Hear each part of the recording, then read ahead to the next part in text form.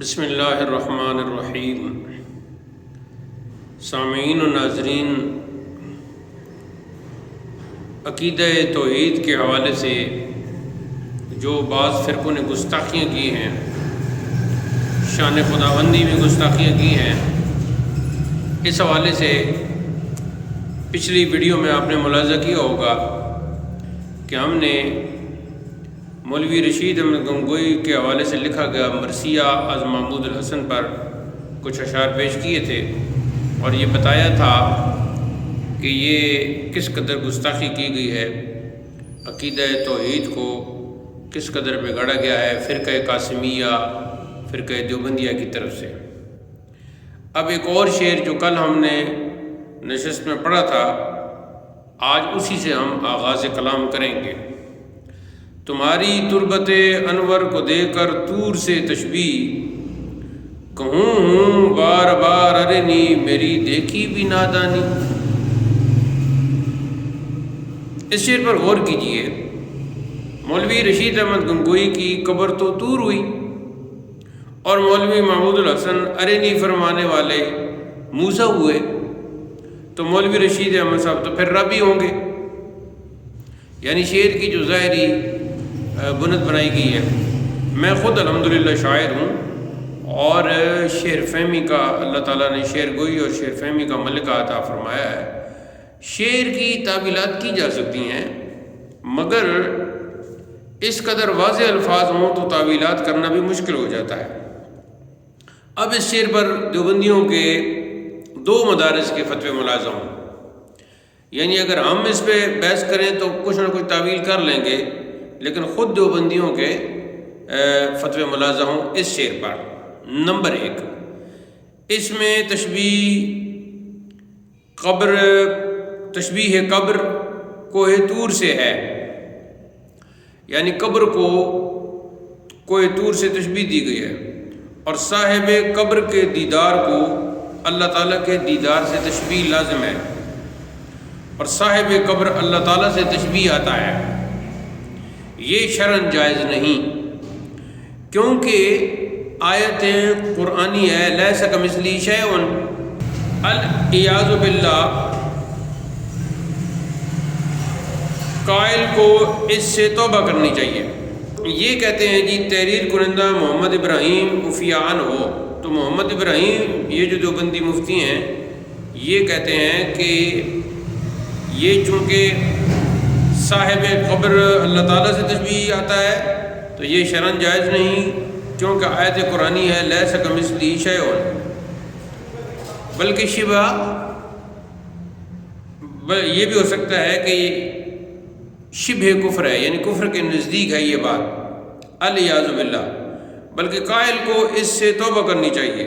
تحریر کنندہ محمد ابراہیم عفیان از مخزن العلوم خانپور عیدگاہ ضلع رحیم یار خان، یکم ذی قعدہ 1393 ہجری۔ تو جناب یہ ایک فتویٰ ہو گیا جس دیوبندی مفتی نے خود فتویٰ دیا کہ یہ شعر جو ہے ناجائز ہے اس طرح کا کہنا، اور یہ شبہ کفر ہے، یعنی کفر کے قریب ہے۔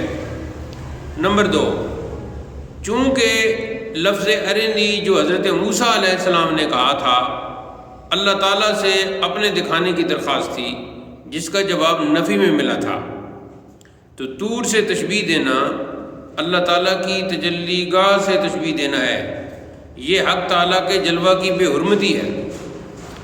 دوسرے، ارنی کا سوال صاحب قبر سے نہیں، خود اللہ تعالیٰ سے بھی ہو تو درست نہیں، جبکہ حضرت موسیٰ کو نفی میں جواب ملا، اس لیے یہ گناہ ہے، اس سے بچنا چاہیے۔ جمیل احمد تھانوی، مفتی جامعہ اشرفیہ مسلم ٹاؤن لاہور، 12 شوال 1393 ہجری۔ تو لیجئے جی اس شعر کی اگر کوئی آج کوئی اور صاحب تعویل کرنا چاہے بھی تو وہ کیا تعویل کرے گا کہ خود دیوبندی مفتیوں نے اس شعر کو غلط قرار دیا، اس کو گناہ قرار دیا، اور اس کو شرعاً ناجائز قرار دیا اور شبہ کفر قرار دیا۔ آگے جی شیخ الاسلام نمبر صفحہ 59 59 بار بار اور بنظر غیر پڑھیے، اس میں حسین احمد ٹانڈوی کے متعلق لکھا ہے، اور یہ گویا دیوبندیوں کا ایک اور رب العالمین علیہ باللہ ثابت ہو گیا۔ تم نے کبھی خدا کو بھی اپنی گلی کوچوں میں چلتے پھرتے دیکھا ہے؟ کبھی خدا کو بھی اس کے عرش عظمت و جلال کے نیچے فانی انسانوں سے فروتنی کرتے دیکھا ہے؟ تم کبھی تصور بھی کر سکے کہ رب العالمین اپنی کبریائیوں پر پردہ ڈال کے تمہارے گھروں میں بھی آ کر رہے گا؟ خون کے آنسو صفحہ 197۔ اس عبارت میں حسین احمد کو خدا اور رب العالمین کہا گیا اور ثابت کیا گیا کہ حسین احمد معاذ اللہ وہی اللہ تعالیٰ ہے جو اپنی کبریائی پر پردہ ڈال کر زمین پر اتر آیا ہے۔ اس عبارت سے متعلقہ دیوبندیوں سے چند سوالات ہیں، میں طالب ہدایت چند سوالات میں طالب ہدایت ہو کر جواب دیں۔ جی، سوال نمبر 1، جو کسی انسان کو خدا یا رب العالمین کہے وہ کافر ہے یا مسلمان؟ سوال نمبر 2، جو کہے خدا لباس انسانیت میں زمین پر اتر آیا وہ کافر ہے یا مسلمان؟ سوال نمبر 3، جو فروتنی اور عجز و انکساری کی نسبت خدا تعالیٰ کی طرف کرے اس کے متعلق آپ کا کیا فتویٰ ہے؟ سوال نمبر 4، اگر یہی عبارت کوئی سنی بریلوی اپنے کسی عالم کے بارے میں لکھ دیتا تو دیوبندیوں کی کفر و شرک کی توپیں حرکت میں آ جاتی، لیکن اب اس عبارت لکھنے والے دیوبندی کے بارے میں کفر و شرک کی مشینیں کیوں خاموش ہیں؟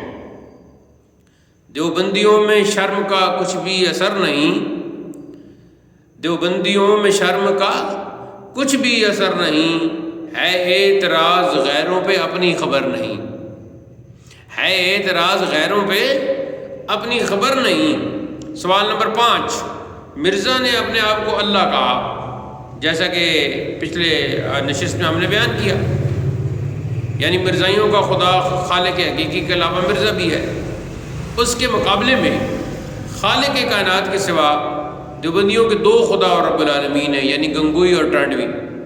اب بتایا جائے کہ کفر و شرک میں یہ دیوبندی جنہوں نے گنگوئی اور ٹانڈوی کو خدا کہا مرزائیوں سے اشد ہیں یا نہیں؟ جواب دیتے وقت عقل و خرد کا ساتھ نہ چھوڑا جائے، تاکید ہے ورنہ نتیجہ لا حاصل ہوگا۔ اس کے بعد جی، اسماعیل دہلوی کی شان خداوندی میں چند گستاخیاں،